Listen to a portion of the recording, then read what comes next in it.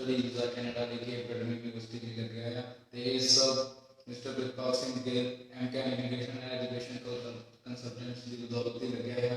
पहला मैं पिछले अपना 1.5 साल ऑलमोस्ट खराब करके इधर उधर भटक के वेट करते हुए हूँ ऑफर लेटर आऊगी अपना काम सारा खराब करके सब कुछ छड़ के वेट करते करते कुछ भी नहीं बनया।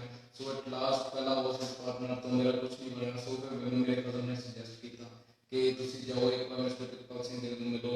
तो फिर मैं उन्होंने मिलया तो मैंने जी प्रॉपर गाइडेंस एडवाइस की जरूरत सी तो सब ने मैंने प्रॉपर गाइडेंस के थ्रू दे के सब कुछ है मेरी फीलिंग करा के A to Z मतलब मेरे आफ्टर पोस्ट ग्रेजुएशन की कोर्स हुई अवेलेबिलिटी करा के मैंने हूँ वीज़ा दिलवाता है। तुम देख सकते हो मैंने दोस्त जो स्टूडेंट वीज़ा है उस तो बाद मिल चुका है। तो सब MCA इमिग्रेशन की बदौलत ही है। मैं तो सबको एक सजेस्ट करूँगा कि अगर किसी ने अब्रॉड जाना है तो एवं एजुकेशन फ्रॉड्स तो बचन के कई एवं घट पैसों के चक्कर तो बेफालतू तो की फायदा कोई नहीं। सिर्फ आओ तो सीधा डायरेक्ट मिस्टर गिल मिलो तो डेफिनेटली वीज़ा का